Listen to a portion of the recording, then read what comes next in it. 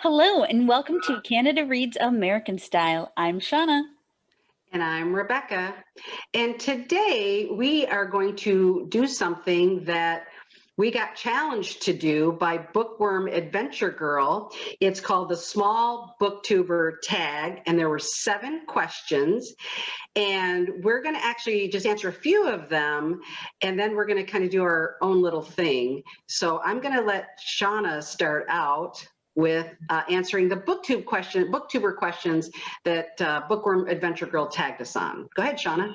Yeah, so we've been on BookTube for 4 months. We started in June when we officially kicked off our Canada Reads event with Jolene and Bookworm Adventure Girl, as well as a couple other Canadian friends, and recapping the Canada Reads 2020 competition.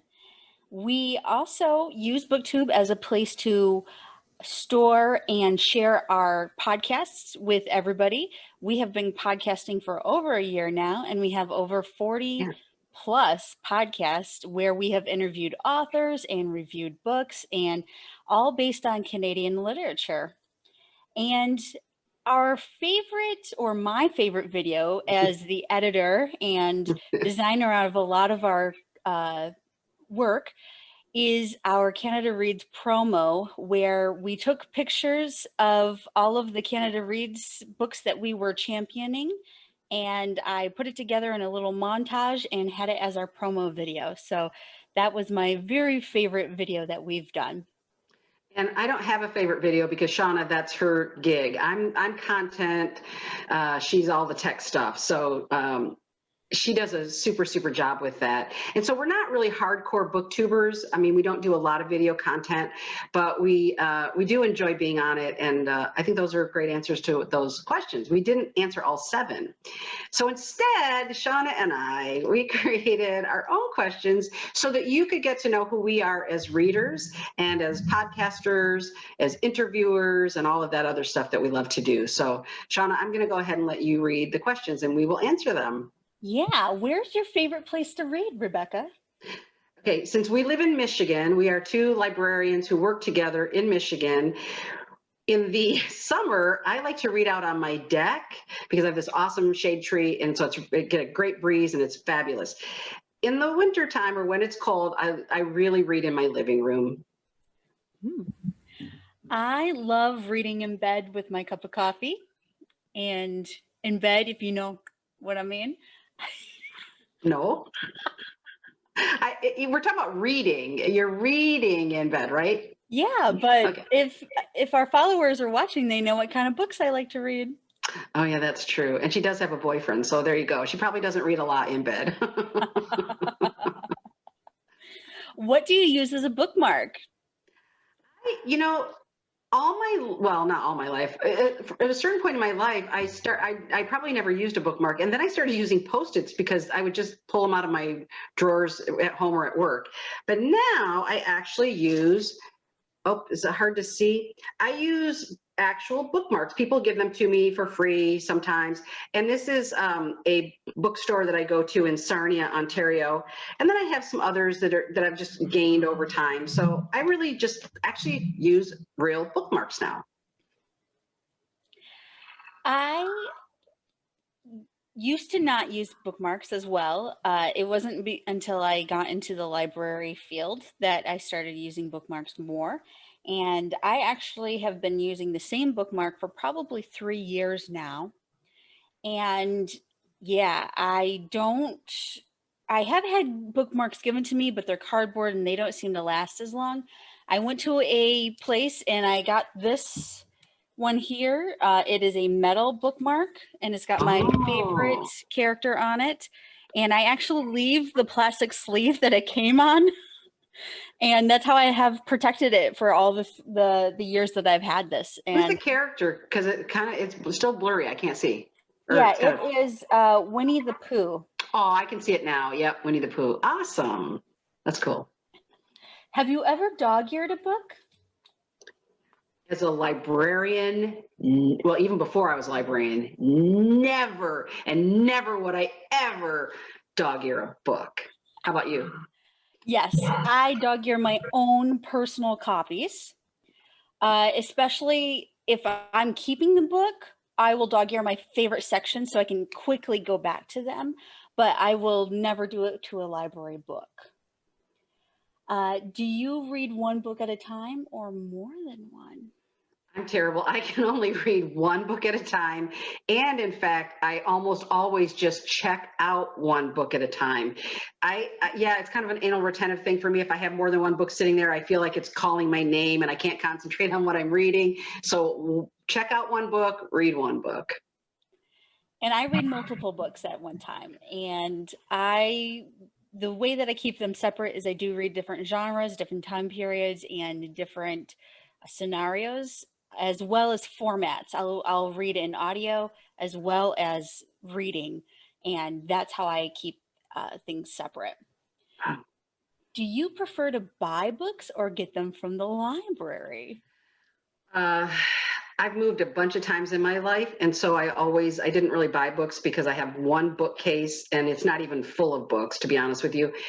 Uh, Now that we're doing the Canada Reads or Canadian literature focus, we have to buy a lot of the books because we can't get them in the US. So I would say I prefer to get them from the library, but our Canadian titles, a lot of them we're purchasing. I refuse to buy books. And if I buy a book, it is simply because it means a lot to me. And I will always use the library. I'll always use interlibrary loan, ebooks. I'll read a book in any format as long as I can get my hands on it. I I move a lot, so I don't like to keep all the books around me. And the great thing about being a librarian is I go to the library every day. Yeah, same here. What is your favorite geographical setting for a book? I'm going to tell you, not on the geographic, but sort of time period. My favorite books to read that I just, if it's this subject or this location, I'm going to do it every time. I'm going to pick it up every time. And that is turn of the century urban setting like New York or Chicago. So two of my very, very, very favorite books are The Jungle by Upton Sinclair and A Tree Grows in Brooklyn by Betty Smith, I think. Oh my gosh, I think it's Betty Smith. But those are my two favorites, and they're set, like I say, turn of the century urban settings. Love that. Awesome.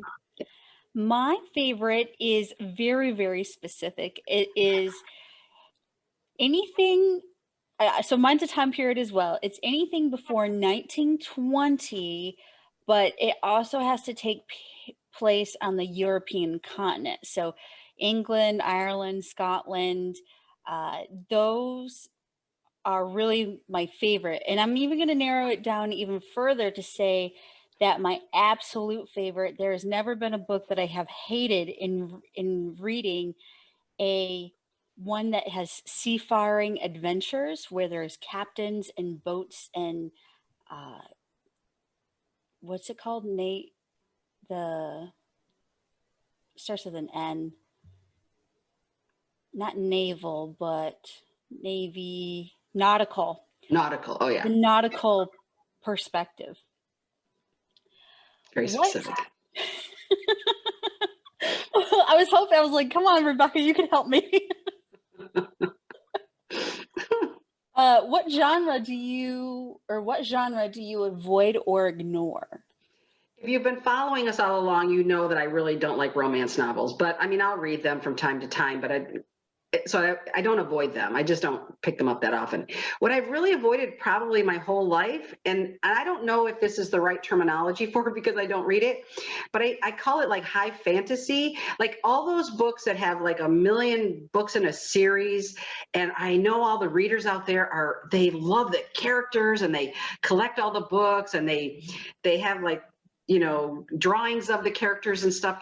I'm just not a fantasy reader. The only fantasy I've ever read that I loved so much, and I do eventually want to go back and read the whole series, are the Redwall series by Brian Jakes, because I love the first Redwall book and I just haven't gotten back to it. But generally speaking, I'm not a fantasy reader. I can't even think of a fantasy I've read, to be honest. I would have to say it's biography for me. I am really interested in I'm an escapism reader, and I am not interested in reading about other people's lives yet.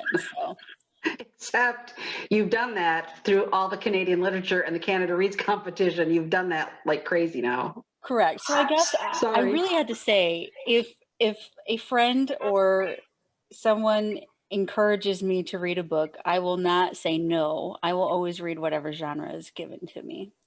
So That's great. yeah. Which book character would you like to have as your best friend? Well, if anybody knows me, they know they are going to guess this answer, but it's V.I. Warshawski by Sarah Paretsky. She's a detective.